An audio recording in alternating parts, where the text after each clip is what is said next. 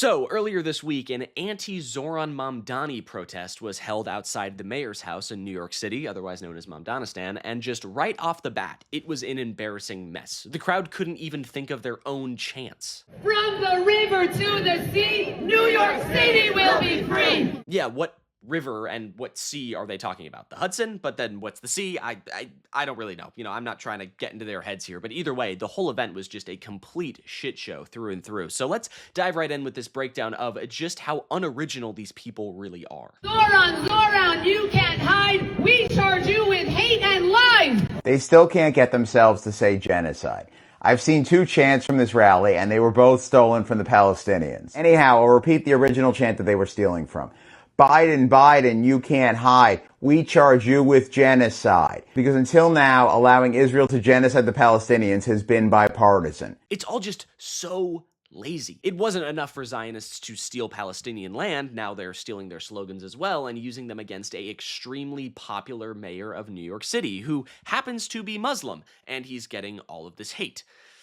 Yeah, I wonder why that's happening. And if there's any doubt about the bigotry behind these protests, just take a look at this patriot and what he has to say about Zohran Mamdani. We tell Zohran Mamdani, you can go back to Uganda, to where you came from.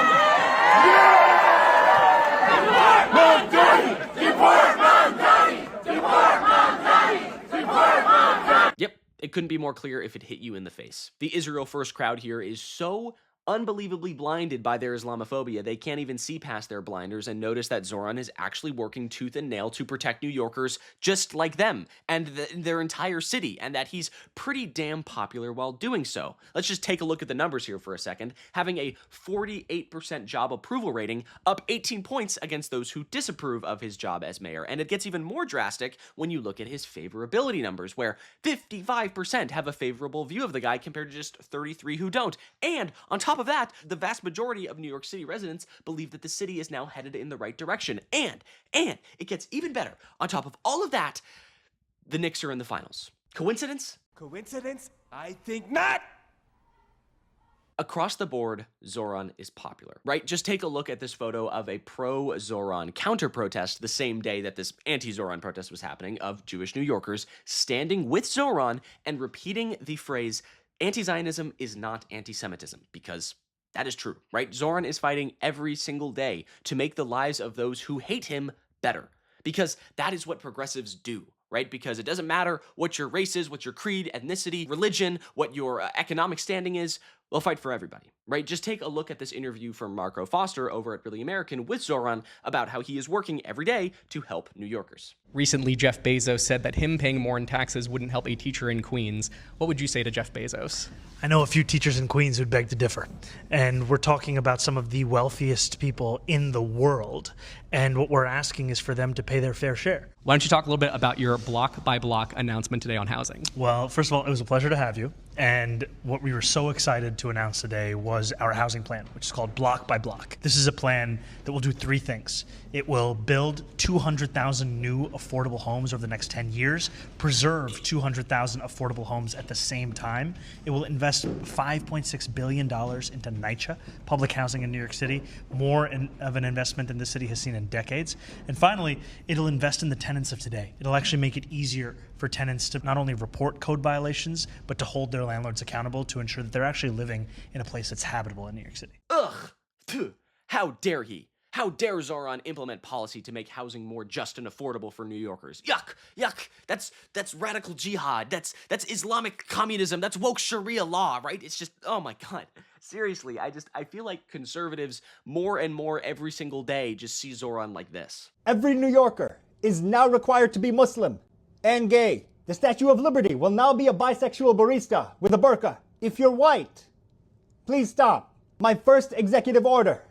More rats. We will be going door to door giving people septum piercings, blue hair, and a Quran. All the street signs will now be changed to Arabic or Mandarin or whatever makes you the most mad. We will be doing stop and frisk with a breathalyzer test. If I don't smell chai, straight to Rikers. Zohran, however, still continues every single day to fight back. Did you guys see, like, just today that Zoran is now going after Elon Musk with his whole Doge bullshit, but now he's calling it COGE, the Commission of Government Efficiency? Here, let's take a look at Zoran breaking it down real quick. We are instead delivering on something that we know many New Yorkers and frankly many Americans care about, which is government efficiency. Now, Elon Musk manipulated the fact that so many people across this country want to see a government that is more efficient. He used that as a justification to simply slash and burn so much of the services that Americans rely on. What we are speaking about is a sincere fulfillment of a vision that ensures that city government is operating with the same level of focus that a working class New Yorker is when they're trying to balance their bills. And that means looking at the processes we have, that means looking at the procedures of city government, and that means looking at anything we can do to deliver a more efficient and more excellent government. Zoran announced the commission on Thursday morning, saying, "This morning we are introducing COGE, the Commission on Government Efficiency. This commission will find ways for our city to work smarter, faster, and more effectively for working people. New Yorkers deserve a city government as careful with their money as they are. COGE will hold hearings in every borough and meet with union members, community organizers, and working people who will shape how we build a more responsive and accountable government.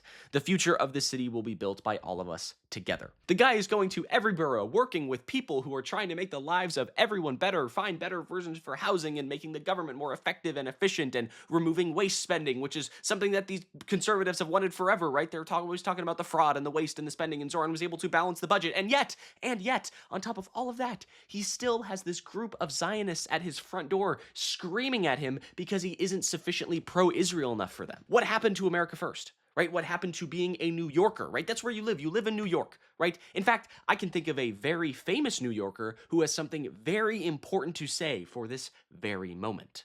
May Allah awaken the people and help them to see the evil doings of Israel and the United States. So yeah, if you want to take it from me, take it up with the big guy right there. He seems to know what he's talking about. Listen, he has a message and he lays it out right there for you. You know, I didn't think I would hear it from Donald Trump, and yet here he is saying that. In all honesty, it's from he was talking about Ilhan Omar being he's being a racist piece of shit. But we can have fun, right? We can have fun. One of the few things the president and I agree on is not just that New York City is the greatest city in the world, but that we do want the Knicks to win the championship. And I can tell you in this city, the level of excitement across the 5 boroughs, it's like nothing many of us have seen for some time, and that's because of the fact that the last time we were in the finals, it was 1999. Ricky Martin's Livin' La Vida Loca was #1 in the charts. And we are so excited. I'm hoping that Spurs and OKC just keep going to double OT and they take it to a Game 7 and they're exhausted by the end of this. But I think that's going to do it for me. Thank you so much for sticking around until the end. I really appreciate it. If you like what you saw in this video, be sure to leave a like down below, and don't forget to subscribe to US Democratic Socialists for more good news like this. Leave a like and also leave a comment. I would love to hear your thoughts about this and more down below. So do all that good stuff and have a great day. I'm Iago Lashua. Goodbye.